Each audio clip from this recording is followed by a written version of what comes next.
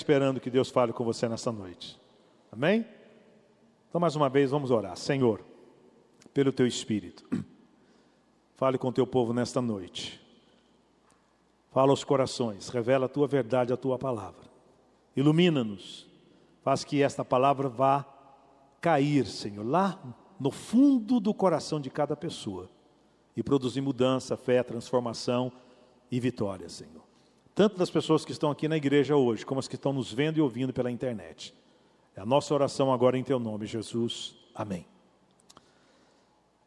Graças a Deus. Nós lemos aqui na palavra de Deus, no Evangelho de João, capítulo 19, versículo 23. João 19 e 23. Nós lemos aqui o seguinte.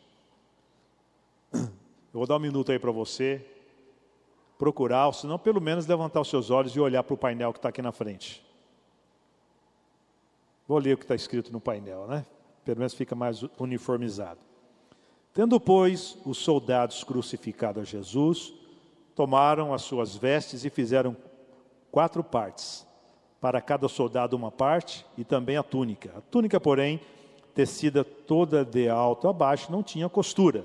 O seguinte, versículo seguinte, Ari, aí. E junto à cruz de Jesus estava sua mãe. Para um pouquinho, pulou alguma coisa aí. Espera aí. Tá, verso 24. Disseram, pois, uns aos outros, no caso, os soldados, dizendo uns aos outros, não a rasguemos, mas lancemos sorte sobre ela, para ver de quem será. Para que se cumprisse a escritura que diz, dividiram entre si os meus vestidos, e sobre as minhas vestiduras lançaram sortes. Os soldados, pois, fizeram estas coisas.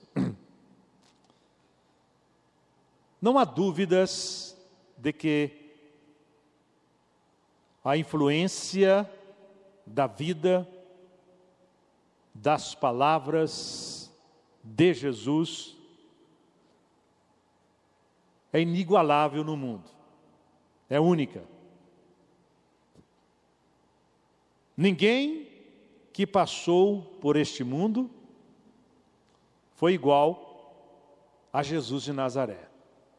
Ou você conhece alguém que foi igual a ele ou foi superior a ele? Você conhece alguém? Não se tem conhecimento. Ele é único em tudo. Até a história ele mudou.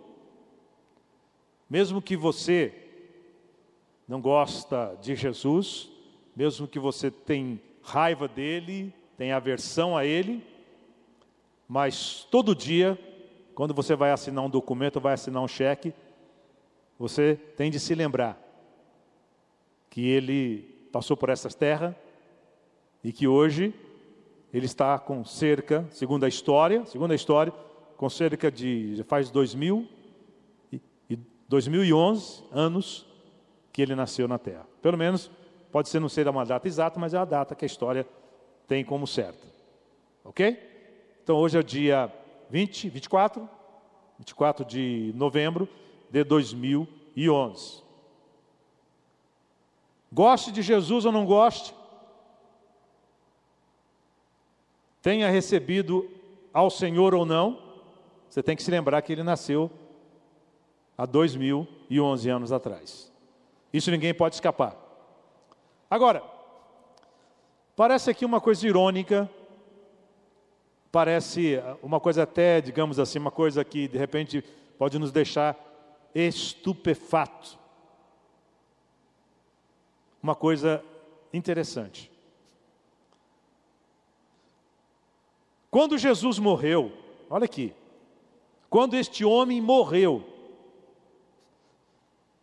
sabe qual é a única coisa que ele tinha? Preste bem atenção, sabe qual a única coisa que ele tinha quando ele morreu? Ele tinha um vestido e ele tinha uma túnica. Vestidos e túnica. Vestido é aquilo que vinha por cima e a túnica, que vinha por baixo. E quando ele foi crucificado, a história, as ilustrações não mostram assim. Mostram ele vestido, pelo menos na parte mais íntima vestido, mas a verdade é que ele foi crucificado nu. E as suas vestimentas foram tiradas. A única coisa, materialmente falando, que ele tinha, era a sua vestimenta.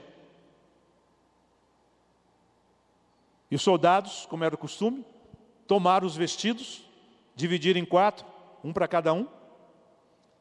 E a túnica, que era feita de um modelo assim, completo e total, então para não rasgar, não prejudicar, eles fizeram sorteio. Vamos ver quem é que ganha.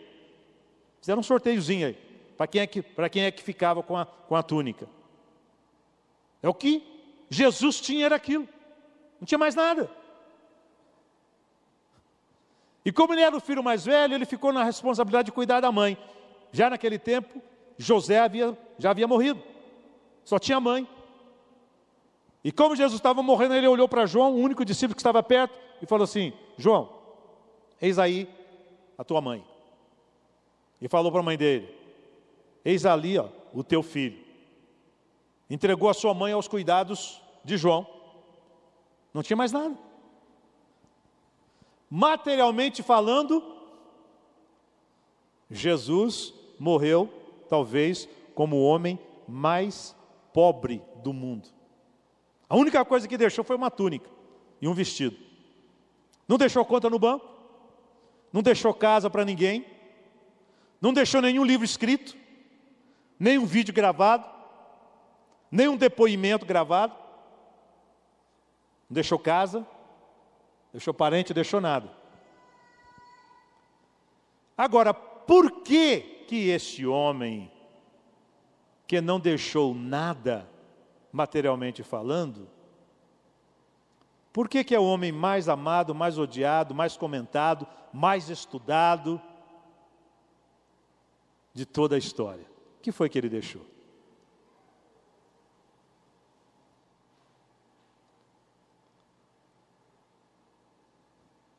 Aqui entra um ponto muito interessante. De repente a gente pensa assim, tem muita gente que está trabalhando com essa hipótese: eu vou trabalhar, quando eu ficar velho, eu vou deixar uma herança para os meus filhos. Quero deixar uma casa para o Joãozinho, uma casa para a Maria, uma casa para o Pedrinho, e não sei o que, né? Mas isso talvez não seja o mais importante. É bom, se você puder deixar, se você conseguir deixar, deixe. Vai ajudar a vida dos seus filhos. Mas antes de morrer, já divida tudo, viu? Direitinho, para não deixar os filhos brigando depois aí. O que acontece muito é isso, né?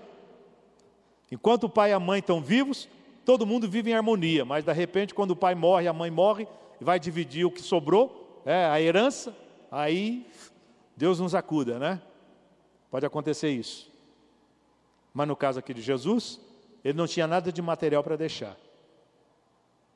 Agora, o que foi que ele deixou e que fez uma diferença enorme na vida das pessoas que vieram a seguir? Como eu já disse, materialmente falando, ele não deixou nada.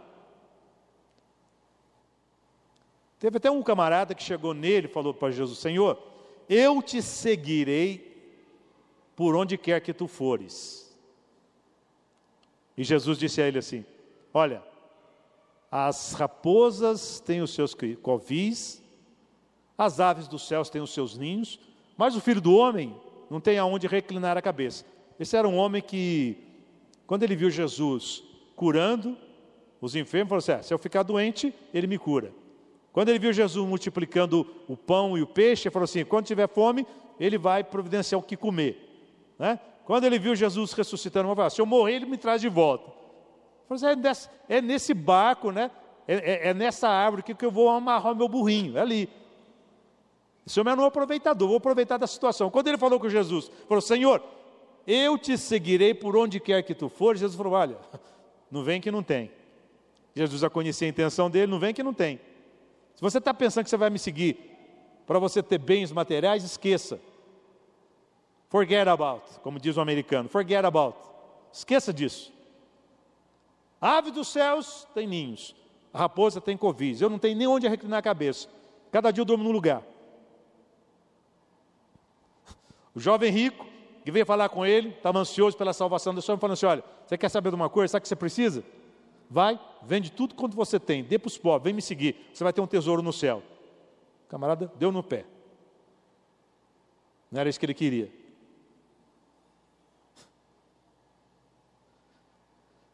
Mas o melhor estava por vir. Diga assim para o teu companheiro, o melhor estava por vir. Melhor estava por vir. Jesus morreu, só deixou uma túnica, uma vestimenta que foi dividida pelos soldados. Mas o melhor estava por vir. A primeira coisa que ele deixou aqui para nós, veja bem, ele deixou a sua palavra. O que ele ensinou, o que ele pregou, estava escrito no coração dos discípulos. Estava escrito no coração daqueles homens e mulheres que o ouviram falar. Ele não escreveu nenhum livro, mas estava escrito no coração daquele pessoal. Ele deixou a sua palavra. Ele deixou as suas ideias. Ele deixou os seus pensamentos. Você sabia que o homem passa, mas as suas ideias ficam? Até hoje a nossa sociedade, ela segue ideias daqueles homens filósofos da antiga Grécia. Essa tão propalada democracia que nós vivemos aqui no Brasil, nos países ocidentais, sabe de quem foi essa ideia? Essa ideia foi dos gregos, lá na antiguidade. Lá por 1000 a.C., 700 a.C., a ideia foi deles lá. De Platão, de Sócrates, daqueles homens lá. Eles já morreram, não tem nem osso mais deles. Mas as ideias deles estão conosco até hoje. Os pensamentos deles estão conosco até hoje. Jesus morreu, mas ele deixou a sua palavra para mim e para você. Ele foi, mas deixou a palavra. Essa palavra que você ouve, está ouvindo agora, que está escrito na Escritura, são as palavras de Cristo. A palavra que primeiramente vem para nos instruir. Você quer conhecer o caminho certo? Siga a palavra de Jesus. Ele disse assim: eu sou o caminho, eu sou a verdade, eu sou a vida. Ninguém vem ao Pai a não ser por mim. Ele disse: se alguém quiser conhecer a vontade do Pai, pela mesma doutrina que eu prego, vai saber se ela é de Deus ou não. E o que ele deixou serve para nos instruir e nos mostrar o caminho que devemos seguir para ser felizes nesta terra e viver também na outra vida com Deus. Não há ninguém que falou como ele. Quando ele estava pregando uma determinada ocasião, os sumos sacerdotes mandaram prendê-lo. E quando aqueles oficiais foram prender Jesus, Jesus estava pregando. E eles pararam e começaram a ouvir aquilo que Jesus estava falando. E Jesus falando e eles ouvindo, Jesus falando e eles ouvindo. Daí a pouco, quando Jesus terminou o discurso, eles foram embora. Eu acho que eles até deram paz do Senhor para o outro. Paz do Senhor, Deus abençoe o companheiro dele que foi para prender Jesus. Foram embora, esqueceram. Eles se esqueceram que tinham ido ali para prender Jesus, por causa das palavras que Jesus falou. Então Jesus deixou as palavras para instruir. Depois eles disseram assim: olha, nunca ninguém falou como este homem falou. Sabe o que ele deixou então? Ele deixou a palavra. A palavra nos instrui. E a palavra também, ela cria em nós a fé. Você quer ter fé? Tem gente que diz: pastor, como eu gostaria de ter fé, mas não tenho. Sabe o que está faltando na sua vida? Está faltando a leitura e o amor à palavra de Deus. Que a Bíblia diz assim: a fé vem pelo ouvir, e ouvir da palavra de Deus. Quer ter mais fé? Leia a palavra, medite na palavra, decore a palavra, memorize a palavra, confesse a palavra, assim você vai ter fé. E a palavra também que ele deixou para nós dá uma esperança. Não somente uma esperança, mas uma certeza. Ontem eu fui fazer o velório, fui participar de um velório de uma pessoa conhecida nossa, que é parente que faleceu em São José dos Campos, e me foi dada a oportunidade de falar a palavra. Eu disse assim, nós estamos aqui está o corpo daquela pessoa que nos é tão querida, mas que já não está conosco, está na glória, já foi com Jesus. E nós, como crentes, reagimos diferente à morte. Por quê? Porque nós temos uma esperança. Aí depois eu completei. Deus me deu aquela inspiração para dizer, não é uma esperança, não é uma certeza. Não é uma esperança, uma certeza de que quem morre em Cristo vai se encontrar com Ele. E um dia vai ressuscitar, como Jesus ressuscitou. Tudo isso veio através do que Jesus deixou, que foi a sua palavra. Se Ele não tivesse deixado a palavra, nós não saberíamos isto. Por que nós estamos sempre de bom ânimo? Por que nós nunca desistimos? Por que nós nunca entregamos os pontos? O crente, ele não entrega os pontos. Pode ter até mesmo aquele dia mal. Não tem isso na nossa vida, o dia mal? Não tem aquele dia que você levanta, meu Deus do céu, se eu pudesse ficar dormindo. Tomava um comprimido, daqueles que faz o camarada dormir 24 horas e não levantava esse dia. Pelas coisas que eu tenho que enfrentar. Não pode acontecer isso com você? Não tem aquele dia que você passa aquela situação, você passa tão mal, fala, meu Deus, como é possível uma situação dessa? A Bíblia fala do dia mal. Tem um dia mal na nossa vida, tem um dia da adversidade, tem um dia dos problemas, tem um dia que você está em paz e alegria, momento de paz, tem outro dia que negócio, né? Aquela situação, aquele horror, aquela tribulação. Mas por que o crente nunca desiste? Por que o crente nunca entrega os pontos? Sabe por causa do quê? Porque tem uma palavra deixada por aquele homem que foi e só tinha uma túnica, dividir a túnica dele. Mas aquele homem foi e deixou conosco a sua palavra. E esta palavra, ela tem produzido esperança, ela tem produzido fé no coração das pessoas ao longo de 2 séculos. Em muitos lugares, praticamente todos os lugares do mundo. E ainda hoje continua a produzir esperança. Você está aqui, você sabe que Deus vai cuidar de você, você sabe que Deus vai abrir a porta para você, você sabe que é uma questão de tempo, mas mais tarde ou mais cedo, você vai ver aquele problema resolvido, você vai ver o teu marido na igreja, você vai ver o teu filho na igreja, você vai ver as coisas acontecer. Por causa do quê? Porque aquele homem que morreu deixou a sua palavra, e a sua palavra dá para nós esperança, certeza. Por isso que a gente não desiste, por isso que a gente não desanima, porque Jesus deixou a sua palavra. Amém? Está contente com isso? Parece que não está não. Está contente? Jesus morreu, só tinha uma túnica para deixar, e uma vestimenta. Mas além da palavra, o que mais ele deixou? Ele deixou o seu exemplo. 12 homens conviveram com Jesus 24 horas, por um período de 3 anos e meio aproximadamente. Esses 12 homens, eles viram Jesus fazer milagres, eles viram Jesus ressuscitar o filho da viúva de Naim, eles viram Jesus ressuscitar a Lázaro, depois de 4 dias que ele estava morto e sepultado. Ele viu Jesus abrir a vista dos cegos, fazer o surdo ouvir. Ele viu as pessoas oprimidas serem libertadas. Ele viu, eles viram quando Jesus libertou aquele endemoniado gadareno que tinha uma legião de demônios nele, que fazia aquele homem ser um horror, ser uma besta praticamente. Eles ouviram tudo quando Jesus pregou e ensinou. Eles viram o porte de Jesus, o comportamento de Jesus, a atitude de Jesus. Eles viram o exemplo de Jesus. Eles ouviram quando Jesus disse, olha, se ao pai de família fizeram isso, quando mais o doméstico da fé. Significa o quê? A mim me perseguiram, a mim me maltrataram, a mim vão acabar por me matar, e a vocês também farão a mesma coisa. Mas não perca o ânimo. Não tema aquele que pode matar o corpo, mas não pode matar a alma.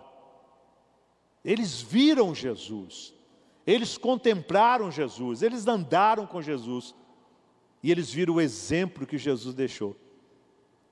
Eles viram que Jesus era a palavra encarnada. O que significa a palavra encarnada? Significa o quê? Aquilo que ele falava com a boca era aquilo que ele fazia na prática. Sabia disso? O que ele falava com a boca era o que ele fazia na prática.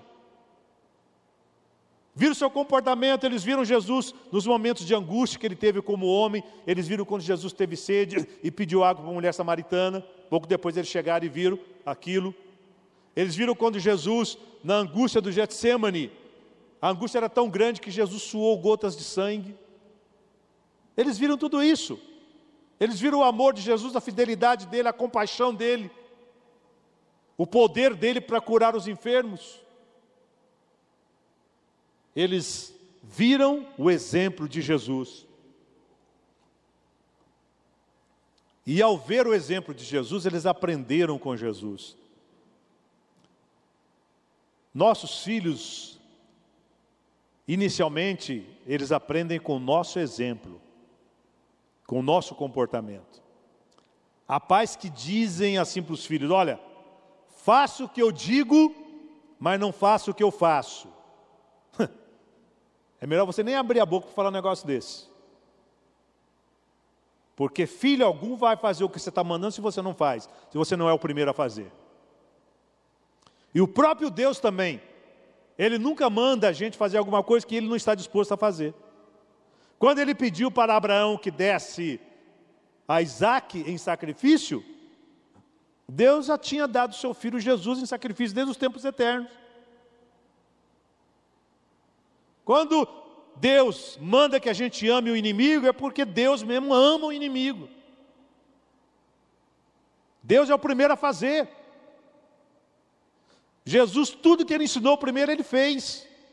E depois que Ele fez, Ele disse assim: olha, está vendo o que eu estou fazendo, não estou? Vocês vão fazer igual. Ele até falou assim: olha, se crerdes em mim, farão as obras que eu faço, e as farão maiores, porque eu vou para o meu Pai. Eles viram o exemplo.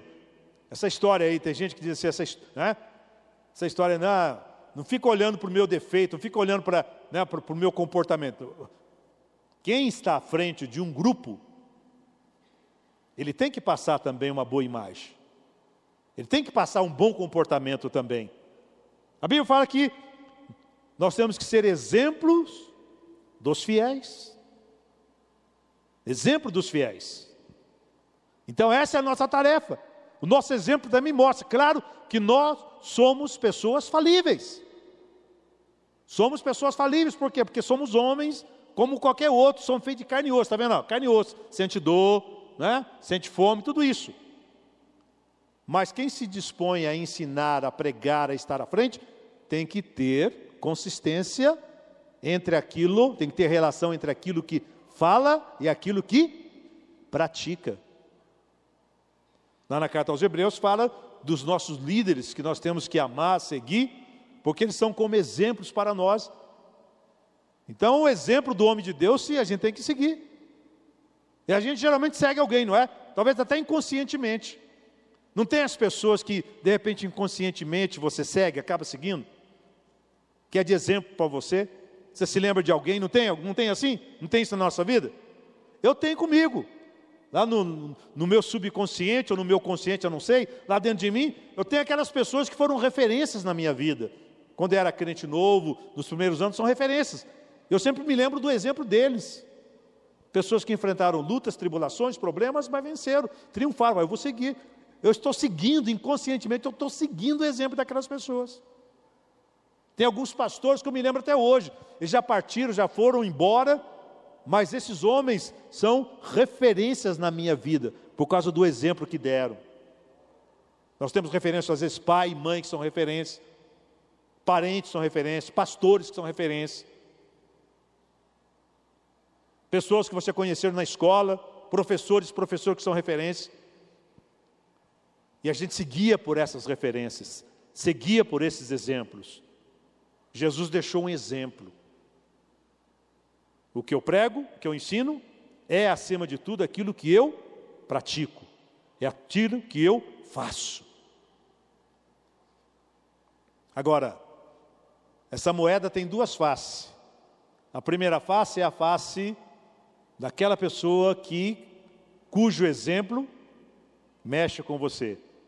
Mas ao mesmo tempo, há pessoas que estão olhando para você. É ou não é? Há pessoas que estão olhando para você e estão tendo você como referência. O seu exemplo é referência para essas pessoas. Seu filho, sua filha, seu neto, sua neta, seu sobrinho, sua sobrinha.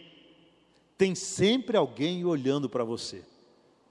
Por isso que o seu porte, o seu comportamento é muito importante. Aquilo que você diz, aquilo que você fala, aquilo que você faz, porque alguém está de olho em você. Diga aí para o teu companheiro do lado, alguém está de olho em você. Alguém está vendo o seu exemplo, está vendo o seu comportamento, está vendo como é que você diz e fala as coisas. Talvez você pense, não, mas não tem ninguém me olhando. Lógico que tem. Alguém está te olhando. Alguém está te vendo. A tua mulher está olhando para você. Está na tua cola. O teu marido está olhando para você, está na tua cola. Para ver as tuas reações. Assim é a vida. O exemplo pega muito. E Jesus deixou um exemplo. Ele mesmo disse assim, quem de vós me convence de pecado? Falou para os inimigos abertamente, falou assim, olha, vocês estão aí me condenando, me acusando, quem de vocês me convence de algum pecado? Nunca pecou. Mas mesmo assim, veja bem, aqui está uma coisa importante. Talvez você diga assim, mas não vale a pena eu ser exemplo, não vale a pena eu fazer a coisa certa, não vale a pena eu ser referência para ninguém, porque eu sou incompreendido, ninguém me entende, não vão fazer justiça comigo, um dia vão me fazer injustiça. Olha, esqueça esse negócio de que eu vou fazer injustiça, faça o seu papel. Jesus foi o homem mais justo que participou, que andou aqui nesta terra, mas ele foi crucificado, foi morto injustamente. Agora, Deus viu tudo o que ele fez. Então você quer deixar alguma coisa para os seus filhos? Deixa o seu exemplo. Deixa o seu comportamento. Queira ou não, os nossos filhos vão ter o nosso comportamento como referência para a vida deles. O que de errado nós fizemos, o que certo nós fizemos, vai servir de referência na vida dos nossos filhos. Procure então fazer a coisa certa, para que o seu filho se lembre de você sempre com uma boa referência para a vida dele. A terceira coisa que Jesus deixou aqui para nós, agora aqui é o mais importante. Ele deixou para nós os benefícios da sua morte. Foi embora.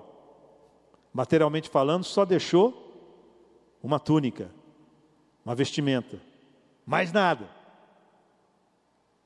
Mas deixou para nós os benefícios da sua morte. Ei, que coisa maravilhosa, hein? Olha, gente, cada dia que passa, na minha vida, eu vejo a importância e o poder da cruz de Cristo, do sangue de Jesus que foi derramado e do sacrifício de Jesus. Se antigamente, quando eu me converti, cantava-se muito aquele corinho, foi na cruz onde um dia eu vi meus pecados castigados em Jesus. Foi ali pela fé que meus olhos abri e agora me alegra em sua luz. Foi na cruz. Conhece esse corinho? É antigo, né? Isso é tirado do baú. Vocês não conhecem, vocês são mais novos do que eu, né? Então vocês não conhecem isso, não é verdade? Mas esse corinho, eu me converti cantando esse corinho praticamente. Mas naquele tempo, eu sabia da cruz, eu via o Filho de Deus que tinha sido morto ali, seu sangue tinha sido derramado, mas hoje a cruz tem um significado muito maior, muito mais profundo, muito mais amplo na minha vida do que naquele tempo. Hoje eu compreendo mais do que compreendia naquele tempo. Porque se não fosse pela cruz, eu não estaria aqui, nem você. E um dia você vai entender isso. Jesus deixou para nós como igreja, seus seguidores, os benefícios da sua morte. Ele tinha de morrer. Ele veio para morrer na cruz. De repente, vamos aqui fazer uma comparação. Pelé nasceu para quê? Qual foi o fator mais importante da vida de Pelé? Jogar bola. E na vida de Neymar, esse que está aí agora, que é a bola da vez, veio para jogar, né? Jogar bola.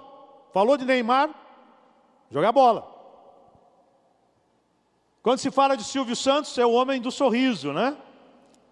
Ou se não, aquele que lá no domingo à noite fala assim: quem quer dinheiro? Quem quer dinheiro? Quem quer dinheiro? E um monte de gente correndo lá para receber o aviãozinho dele, né?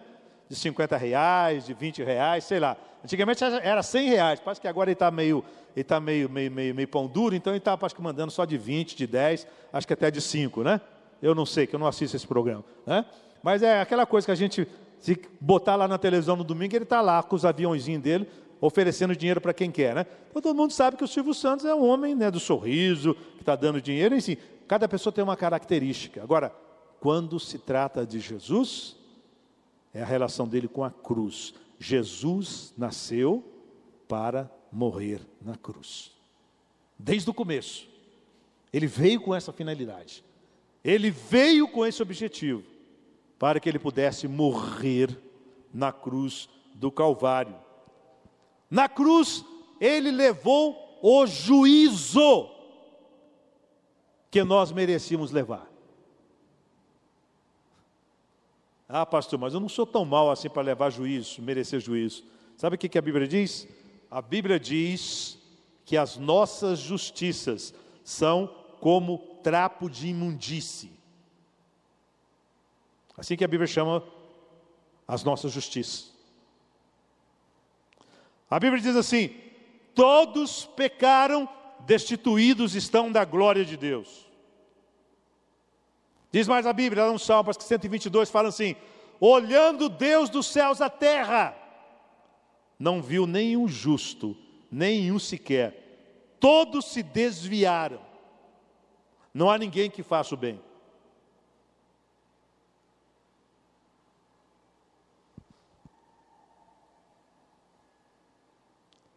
Todos nós nos fizemos réu. Todos nós somos dignos de morte por causa das nossas transgressões e pecados, porque não há ninguém que não tenha pecado nunca. Mas o juízo que merecíamos levar, Jesus o levou no nosso lugar.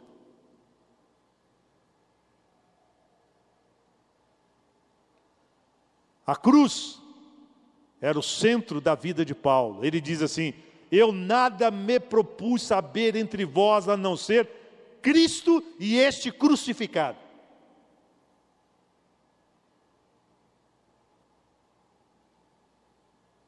Ele diz assim: já estou crucificado com Cristo. Vivo não mais eu, mas Cristo vive em mim. A vida que agora vivo-a na fé do Filho de Deus, o qual morreu e se entregou por mim. Para Paulo, Jesus crucificado era o centro de todas as coisas. Dos seus ensinos, das suas pregações, das suas experiências, Jesus era o centro de tudo. Infelizmente, essa mensagem a respeito da cruz, do sangue de Cristo, não tem sido uma coisa muito comum, muito popular nas nossas igrejas hoje, não é verdade? Quando você vai ouvir programa de televisão, de rádio e tal, pouco se fala sobre a cruz. Nos púlpitos, pouco está se falando sobre a cruz e sobre o significado dela para a vida do homem, para a vida da mulher. Essa é a peça mais importante da nossa salvação e da nossa redenção. Essa é a base, é o fundamento da nossa salvação e da nossa redenção.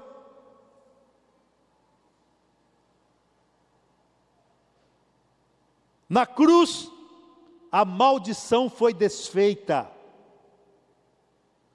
Quando você entender o significado exato daquilo que a cruz é, não vai haver mais maldição na sua vida. Tem crentes que parece que às vezes é carregado de coisas ruins. Não tem crente assim?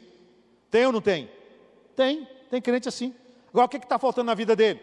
Está faltando ele compreender que quando ele se coloca debaixo do sangue de Cristo, Jesus morreu no lugar dele, ele se coloca debaixo do sangue de Cristo, não tem maldição que permaneça, porque na cruz Jesus já quebrou toda maldição. Aleluia. Quando o crente compreende o poder do sangue de Cristo e o poder da cruz, ele não tolera mais na sua vida nenhuma opressão. Não tem esse negócio de crente ser oprimido, coisa alguma. Sabe por causa do quê? Porque na cruz toda opressão foi quebrada. Toda a obra do diabo foi desfeita por causa do sangue da cruz.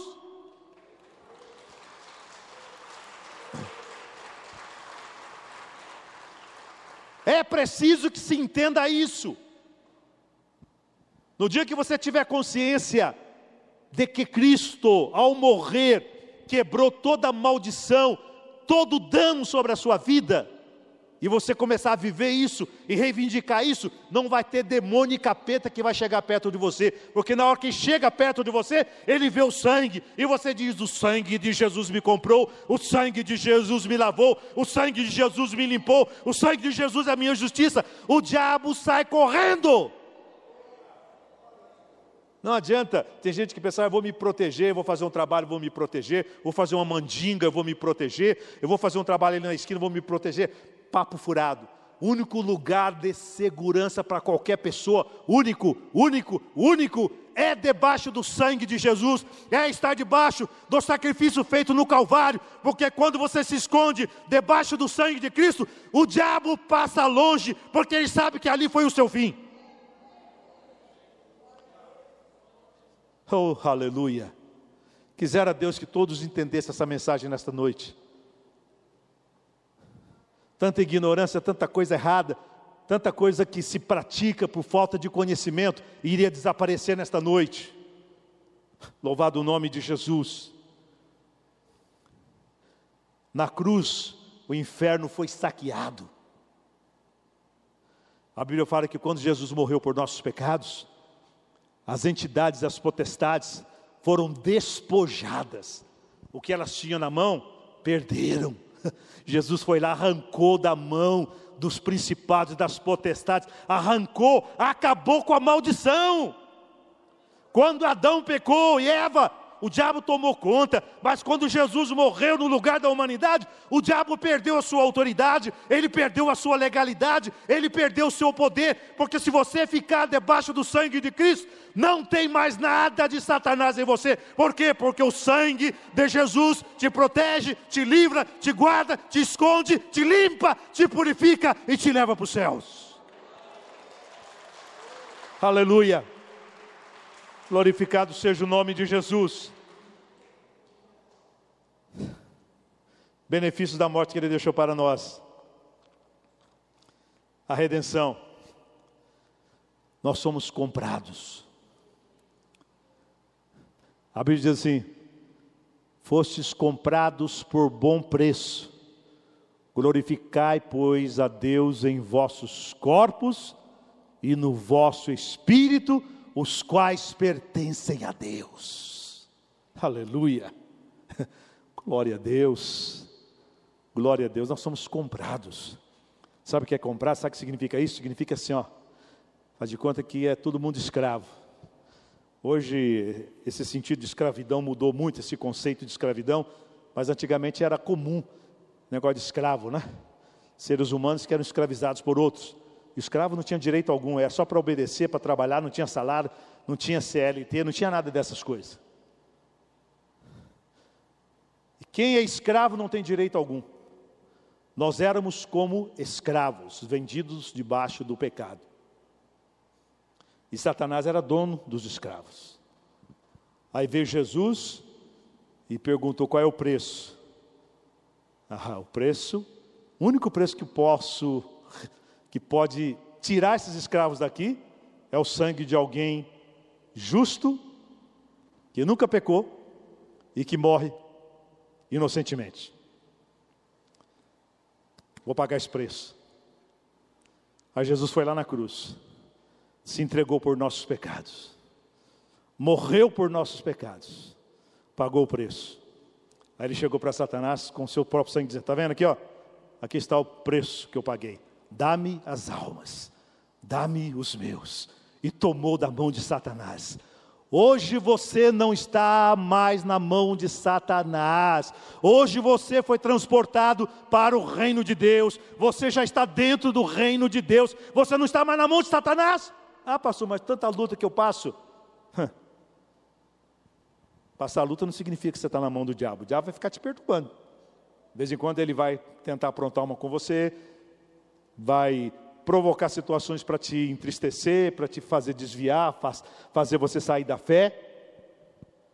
Mas você não pertence mais a ele. Você pertence a outro dono agora.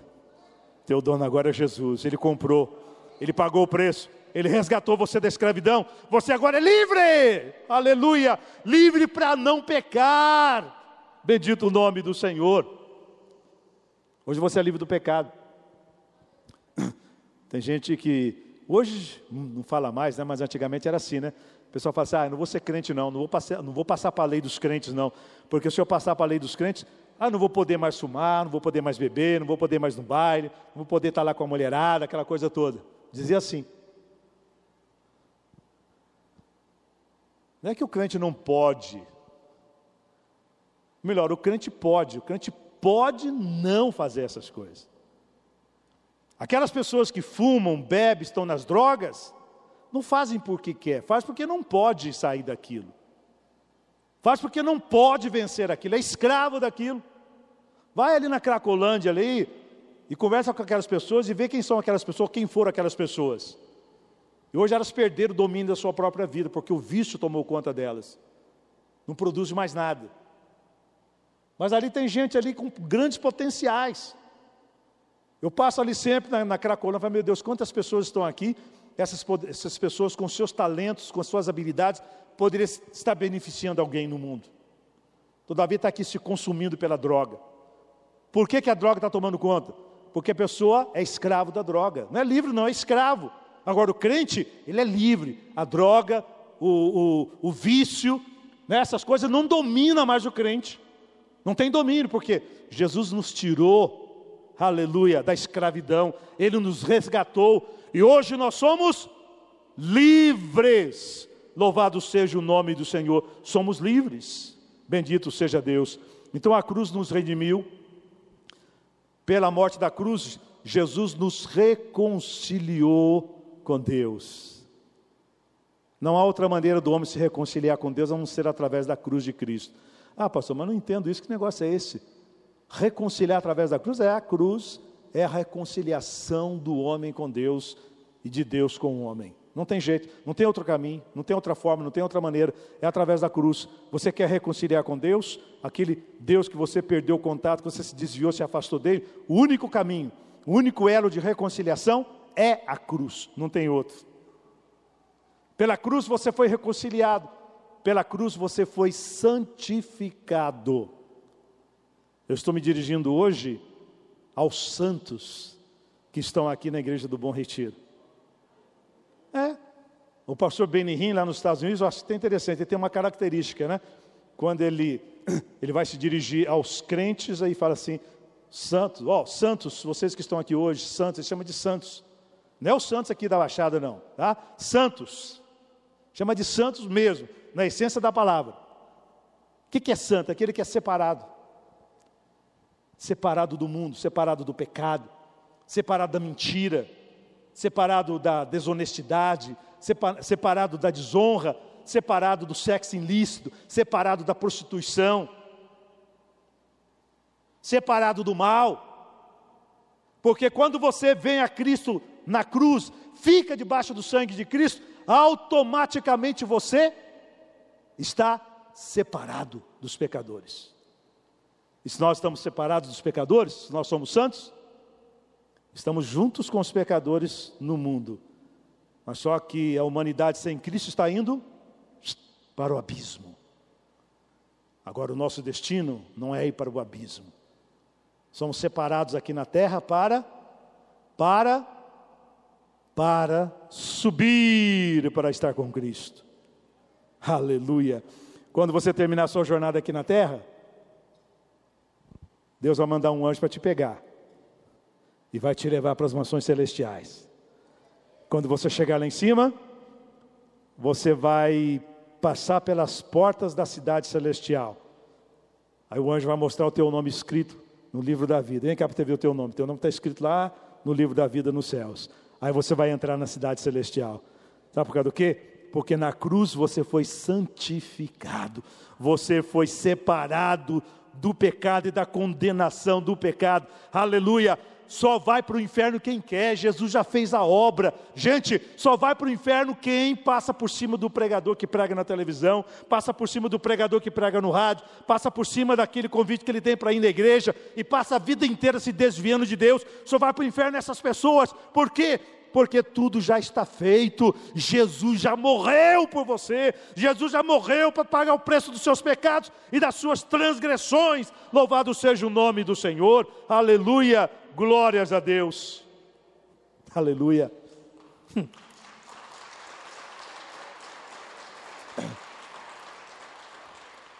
Jesus foi embora, só deixou uma túnica, né? Para aqueles soldados lá, mas para nós, além da palavra, além do exemplo, e além dos benefícios da sua morte, sabe o que mais ele deixou? Ele deixou o Espírito Santo para habitar comigo e com você. Aleluia. Ele disse assim: não vos deixarei órfãos. Eu vou, mas volto para vós. Eu vou, mas volto. Não vou deixar você sozinho. Veja como é que Jesus é bom. Eu tenho de ir. Ele falou assim: convém que eu vá. Se eu não for, o Consolador não virá. Mas se eu for, enviar-vos-ei. Ele foi, mas deixou o Consolador. E o Consolador veio. E o Espírito Santo, ele é o convencedor. Eu estou criando aqui um neologismo, né, uma palavra nova. Acho que não existe essa palavra, né? Convencedor. Mas ele é aquele que convence o homem do pecado, da justiça e do juízo. Eu estou pregando agora a palavra, e o Espírito Santo está falando com você, sem que você perceba. Está vendo? Preste atenção no que a palavra está sendo dita. Está vendo aquela área da sua vida? Precisa aplicar a palavra, precisa obedecer a palavra. Ele está aí do teu lado te convencendo. Se ele não estivesse aqui, essa palavra que eu estou dando aqui, já teria todo mundo dormido aí. Entendeu? Não estaria fazendo sentido para você, está fazendo sentido porque ele está aí te convencendo. E que você tem que prestar atenção naquilo que eu estou dizendo. Ele é o que faz você renascer. Quando você nasce para Deus, você renasce, na verdade. Não teve aquele dia, não teve aquela noite que você ouviu uma palavra e você se converteu? Você nasceu de novo? Você passou a ter uma vida nova? Foi o Espírito Santo que operou essa nova vida em você. Foi Ele que atuou em você e trouxe essa vida nova. Foi Ele que iluminou você. Sabe como é que você entende as coisas de Deus hoje? Antigamente você não entendia? Você lia a Bíblia, ouvia a palavra, não fazia sentido para você. Mas hoje faz sentido. Hoje, quando você lê a Bíblia e você ouve a palavra, uma luz assim brilha dentro da sua mente. É ou não é? Não brilha assim dentro da sua mente? Tem aquela iluminação? É o Espírito Santo que está iluminando ali a palavra, ó. Fazendo isso com você, iluminando, para você ir entendendo, para você ir compreendendo. Ele é o iluminador, Ele é o consolador. O mundo é cheio de angústia, mas todo momento você está vendo aquela voz bem suave, delicada. Muitas vezes você nem percebe, mas aquela voz está dizendo para você: não temas, fica tranquilo, tenha paz, estou com você. A trajetória da vida é longa e difícil, mas eu não vou te deixar nem te desamparar. É o Espírito Santo que está agindo no teu coração, está agindo na nossa vida. Jesus deixou o Espírito Santo para isso, para nos consolar. Ele deixou o Espírito Santo para nos santificar, é Ele que nos santifica. É aquele que chega em você e diz assim: ó, tá vendo? Esse negócio que você está fazendo não está certo, não está legal, essa coisa está errada. Você não pode estar fazendo isso. Você sabe. Cada um de nós sabe o que está certo e o que está errado. E o Espírito Santo fala: tá, você sabe que não está certo, não faça isso, deixa isso, abandona isso. Ele não acusa não, quando você faz coisa errada, ele não te acusa não, quem acusa é o diabo.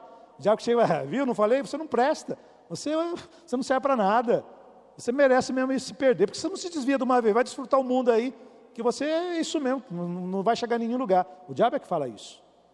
Mas o Espírito Santo chega e ele te convence.